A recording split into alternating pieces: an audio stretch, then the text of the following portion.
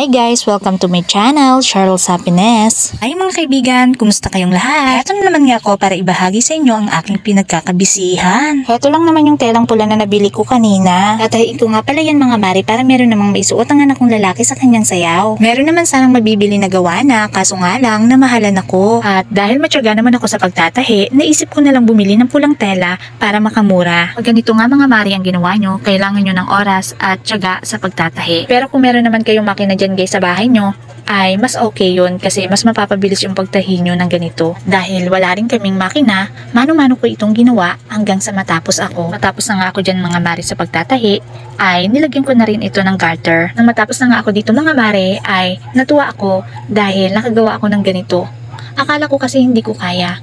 Kaya ko pala, akala ko lang hindi. Kaya sa mga nanay dyan na gustong makatipid, ay pwede nyo itong subukan para makamura kayo. Meron naman kayong budget o sobra, ay pwede naman kayo bumili ng gawa na para hindi na rin kayo mahirapan sa pagtatahi. At sobrang natutuwa talaga ako dyan mga mare dahil nagustuhan ko yung pagkakagawa ko. First time ko nga pala mga mare gumawa ng ganito kaya naman sobrang saya ko talaga dahil meron nang may susuot yung anak kong lalaki sa kanyang sayaw. At dahil tapos na ako sa pang-ibabang kasuotan ay isinunod ko naman itong pa-triangle dahil ito yung ilalagay ng anak ko sa liig niya. May field demo kasi mga mare ang anak ko kaya kailangan niya nang maisusuot sa kanyang sayaw.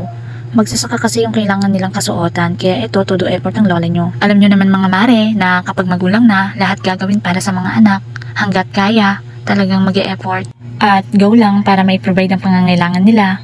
Kapag tela nga pala mga mare ang binili nyo ay makakatipid talaga kayo at makakamura. Yun nga lang kailangan nyo magtiyaga sa pagtatahi para makabuo kayo ng ganitong kasuotan. Pagkatapos ko nga mga mare gupitin ng patat sulok ay kumuha naman ako ng posporo at kandila.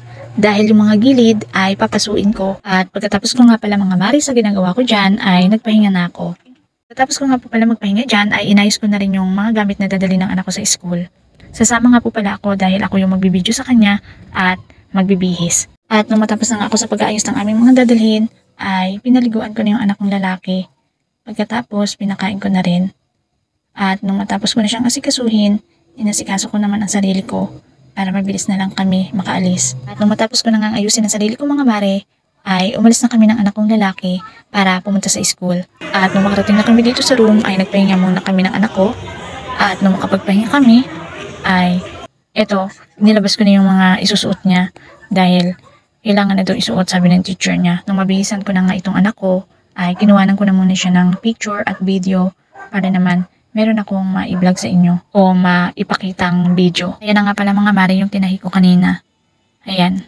Sobrang natutuwa po ako dahil nagkasya po sa kanya at ang ganda ng pagkakagawa ko. Tapos mga mare, sinabihan ko na nga pala yung anak ko dyan at tanggalin niya na yung sandals niya at palitan niya na ng tsinelas dahil baka magsimula na yung field demo nila. At nung makapagpalit na nga siya ng tsinelas ay agad naman siyang tinawag ng teacher niya para magpila na sila doon sa labas. At habang nakapila siya ay tinawag ko muna siya saglit para picturean. At matapos ko naman siyang picturean at picturean ay pinapunta ko na siya ulit doon sa pila nila kasi baka hanapin siya ng teacher niya. At ayan na nga po, nakapila na siya dahil magsisimula ng kanilang sayaw.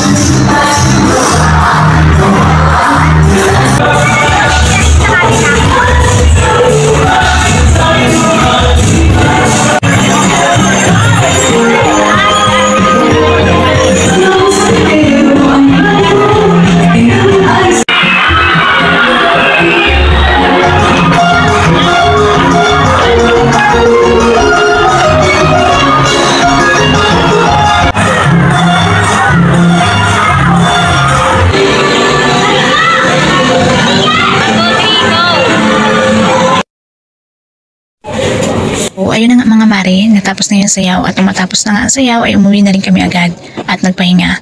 At nung makapagpahinga na, ay pinakain ko na rin yung anak ko dahil alam kong gutom na rin siya at pagod. At nung makakain na siya, ay pinatulog ko na rin.